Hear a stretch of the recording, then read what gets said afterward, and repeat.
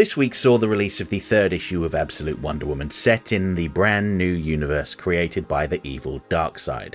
Here our heroes are reimagined in more modern settings at a distinct disadvantage, and this issue revealed several things that are worth talking about. The first being a specific disadvantage that our Wonder Woman faces.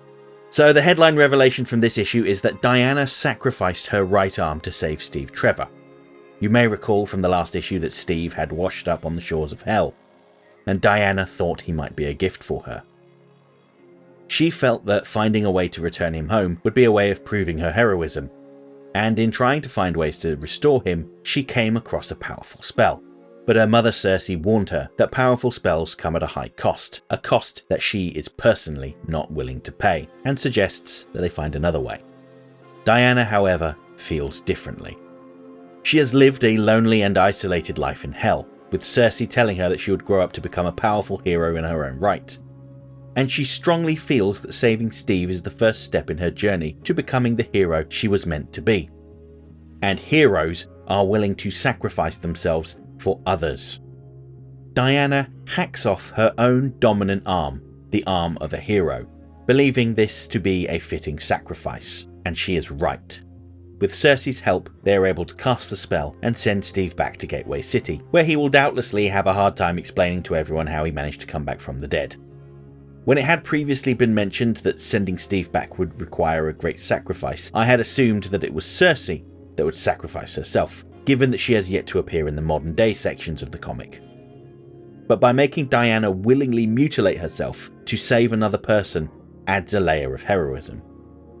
I'm kind of reminded a little bit of the Justice League, the animated series version of Aquaman, who hacked off his own hand to free himself in order to save his infant son.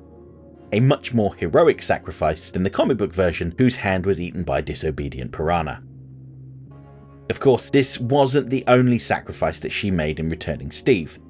She also gave up her chance at a relationship with him, but she doesn't wallow in self-pity. She knows it's the right thing to do, not just for Steve, but for all the people that miss him back home. As she says, they're missing one of their great heroes, and they need him. Now you may be asking how she has a right arm in the modern day section of this story. Well, Cersei conjured a magical prosthesis for her, hence all the glowing tattoos.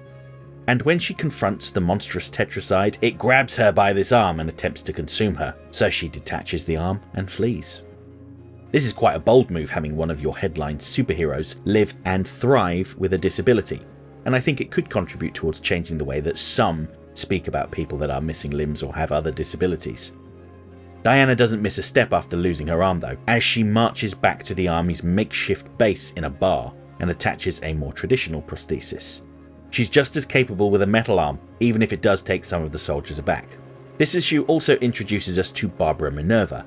In the mainline comics, she is the Wonder Woman villain and sometimes ally Cheetah, who is an academic that specializes in the Amazons. When she sees Diana on TV, she identifies her as Wonder Woman, which is apparently what the Amazons called their champion, and runs off to meet her. Diana is initially a little confused by Barbara, given that she grew up in hell and was separated from the Amazons, but you can tell that she is delighted to meet someone that actually knows about her heritage. And Diana accepts the title of Wonder Woman, going as far as referring to herself as that when addressing the people of Gateway City in a televised broadcast. So getting back to the threat at the centre of the story, we learn more about the Tetracide from Diana. The Tetracide is named so because of the 4 ways that it kills a person. Firstly, it makes a loud sound that is pleasing to the ear and brainwashes anyone that hears it, luring them to the Tetracide, to the point that they would do anything and everything to reach it. This is referred to as the death of fear. Then it kills their mind, their body, and finally, their soul. Diana mentions that the people that die in the frenzy of reaching the Tetracide will be the lucky ones. I feel like there's a veiled political message here about populist politicians saying all the things that people want to hear to lure them in before they become a full-blown cult, mind, body and soul. But you know, that might just be me reading into things too much. But either way, this gigantic monstrosity is making its way towards Gateway City, and it intends to feast. Ever the diplomat, Diana does attempt to speak to the Tetracide and asks it to leave. However, it has no interest in diplomacy, and so Diana's hand is forced. Now, one thing I wanted to clarify about her lasso, Nemesis, is that while it is a lasso of revenge, It's revenge in a more classical sense. The word revenge has a very negative connotation in this day and age, whereas in the classics, revenge was just and it was good. Note that her lasso only inflicts on people the pain it has caused others, so you can imagine that the Tetracide suffers quite a bit when Diana ties it up. However, despite the colossal pain inflicted upon it, it's still too much for Diana, even with Pegasus's help.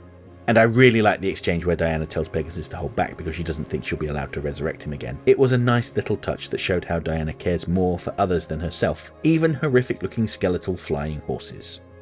So Diana isn't able to persuade the Tetracide to leave, and she can't currently fight it off, but that doesn't mean she's out of options. Her solution to this problem is actually quite ingenious. She casts a spell to make everyone deaf. If they can't hear the Tetracide, then they won't be drawn to it, and it won't be able to feast on them. This will give her the time to find a way to fight it off. And when you couple this with the revelation about Wonder Woman's magical prosthetic arm, I feel like there's a very clear attempt at normalising disabilities. I can only imagine how it would feel to lose a limb or hearing, but to see such a strong, confident character like Wonder Woman take it in her stride could potentially be very inspiring, which is what Wonder Woman should be. And there's a recurring theme across these Absolute comics, where they are demonstrating that despite these massive changes and huge disadvantages that they face, they are still recognisably the heroes we know and love. Now, if everyone is deaf next issue, I wonder if that means we're going to get a mostly dialogue-free issue with lots of action. I think that would be pretty cool. Absolute Wonder Woman 3 is available now from all good comic shops. I did notice that my retailer sold out of all the variant covers for some reason, but still had a few copies of the standard cover available. It remains to be seen if the revelation about Wonder Woman's arm drives up demand for the physical copy. If you are based in the UK and want to mail order a physical copy, you could do so from Forbidden Planet, the largest comic book retailer in the UK. I have an affiliate link with them and will share it in the video's description. If you don't have a comic shop near you or don't want the hassle of storing physical comics, boy do I relate, then you may want to consider picking up a digital copy through Amazon. I also have an affiliate link which you could use to help my channel out, as I will get a small kickback. Emphasis on small. I've included a link in the info button and this video's description. To those that have read this issue, what did you think? Am I making too big of a deal about the subtext behind the Tetracide? Is Pegasus the secret star of the book? Do you think that Barbara will end up becoming the absolute cheater? Share your views in the comments below. I'll be back next week to talk about Absolute Superman 3, and if the cover is anything to go by, it looks like we might be seeing more of the destruction of Krypton. Hope to see you then.